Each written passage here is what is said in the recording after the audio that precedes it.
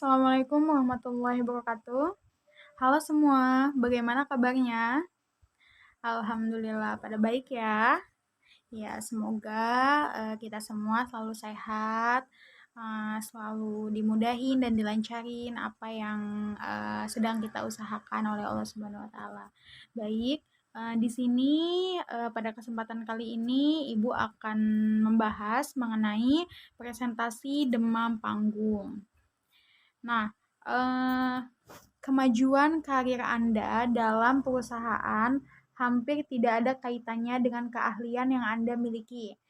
Tapi kemampuan komunikasi dan presentasi lah yang akan menentukan karir Anda di masa yang akan datang. Setuju? Ya, setuju ya. Ya, kenapa? Bisa setuju tuh kenapa? Ya, betul sekali. Karena jika kita tidak bisa berbicara di depan umum, maka kita tidak mempunyai kemampuan gitu. Kalau misalnya kita uh, bisa berbicara di depan umum, itu kita bisa jadi apa aja gitu kan. Misal bisa jadi MC gitu atau presentator gitu kan atau pemateri gitu kan. Nah, yang nantinya itu akan bisa menentukan karir kita di masa yang akan datang gitu. Jadi sebenarnya public speaking ini penting ya, bahkan sangat penting di zaman sekarang ini. Nah, prinsip komunikasi. Prinsip komunikasi itu apa sih? Yang pertama, kita harus tahu informasi apa yang akan kita sampaikan gitu kan. Yang kedua, tujuannya, tujuan penyampaian pesan kepada audiensnya itu untuk apa? Misalnya memberikan informasikah, atau mendidikkah, atau mempengaruhikah, dan lain-lain gitu.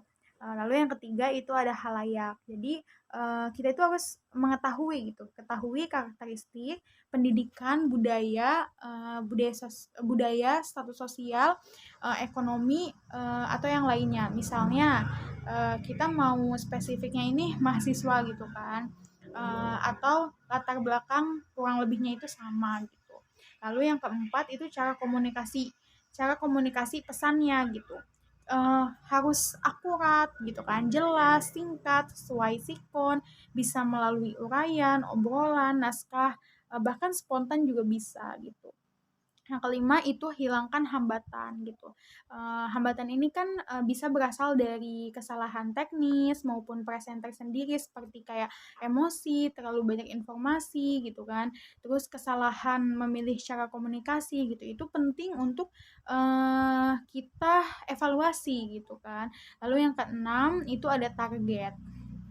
Nah, targetnya ini komunikasi audiovisual ini kan adalah agar si halayak ini kan mengerti gitu, mengerti dan tujuan komunikasi ini tercapai gitu. Sampai sini paham? Nah, lalu di sini Ibu juga akan menjelaskan bagaimana jenis pembicaraan di publik. Itu yang pertama ada dadakan atau bisa disebut juga dengan impromptu.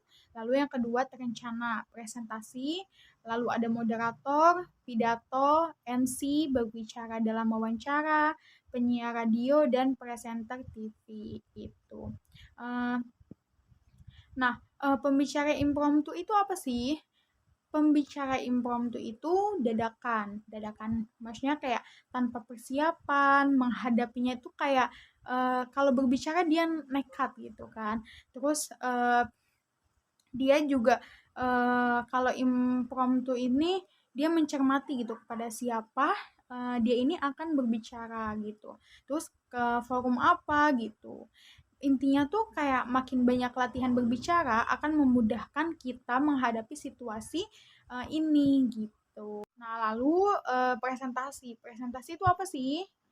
Ya, presentasi itu pembicaraan terencana yang sudah ada jadwal, baik waktu, tempat, audiens, topik, dan lain-lainnya gitu. Kadang kan kalau misalnya kita kayak kita aja nih kuliah, itu kan kita ada jadwalnya kan.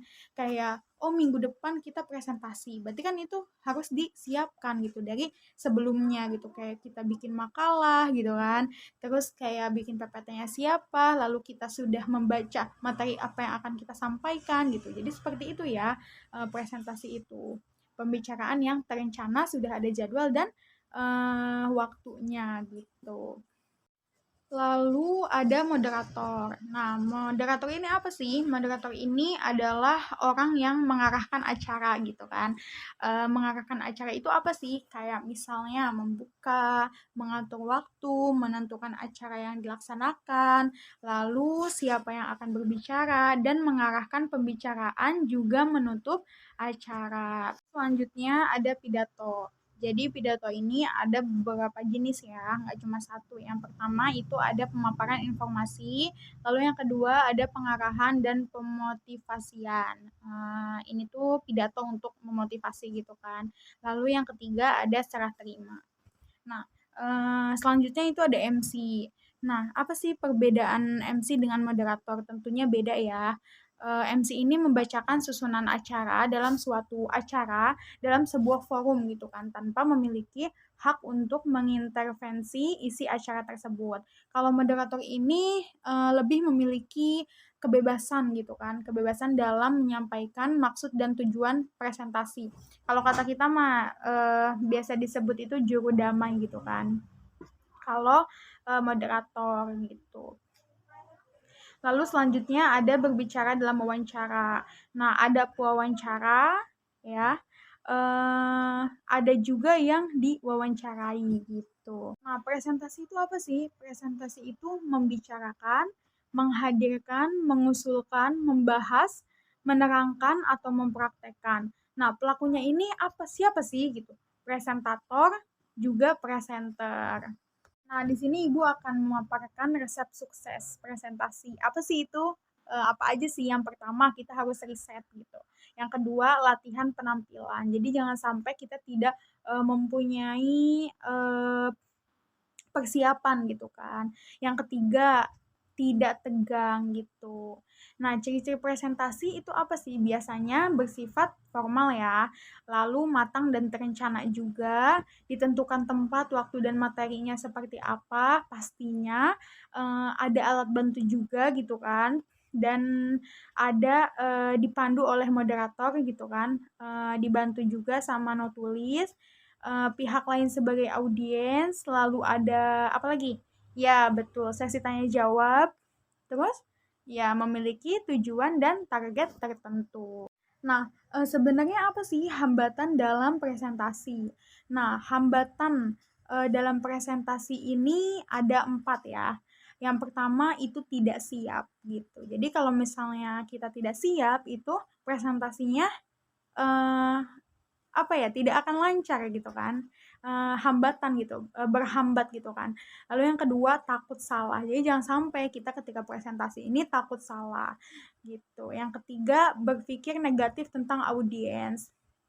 Lalu yang terakhir takut tidak bisa memenuhi ekspektasi audiens gitu. Jangan sampai kita dalam presentasi seperti itu ya, tidak siap, jangan sampai itu kan, agar presentasinya ini tidak ada hambatan sampai akhir kita memberikan materi gitu kepada audiens. Nah, biasanya kalau kita presentasi ini pastinya kalau yang tidak biasa ya, itu pasti akan demam panggung. Nggak cuma presentasi, tapi berbicara di depan umum juga. Kalau misalnya kita tidak terbiasa, itu pastinya kita akan mengalami demam panggung. Demam panggung ini apa sih? Yang pertama itu ada perasaan gugup. Perasaan gugupnya itu luar biasa gitu kan, luar biasa yang menyebabkan biasanya nafas pendek, ketegangan fisik, mules gitu kan, suara ketika keluar juga terdengar gemetar gitu. Nah, akibatnya apa? Akibatnya itu perubahan kunci nada, terus kehabisan nafas, kehilangan suara, juga konsentrasi juga pastinya gitu kan. Lalu macet berbicara. Juga demam panggung ini biasanya kurang pengalaman dan persiapan. Bisa diatasi dengan apa? Bisa sebenarnya demam panggung ini diatasi dengan apa sih? Dengan sering latihan dan menyiapkan materi secara matang. Terus demam panggung ini adalah rasa takut gagal konsentrasi pada pesan yang akan disampaikan. Jadi ketika kamu sedang berpresentasi gitu atau kamu sedang berbicara di depan banyak orang gitu kan, anggap saja kamu itu sedang berbicara dengan satu atau 2 orang saja yang kamu hormati gitu. Lupakan kalau kamu ini ditonton oleh banyak orang, itu kuncinya gitu. Nah, selanjutnya apa lagi? Selanjutnya pastinya itu kayak kurangnya waktu dan usaha untuk mempersiapkan mental.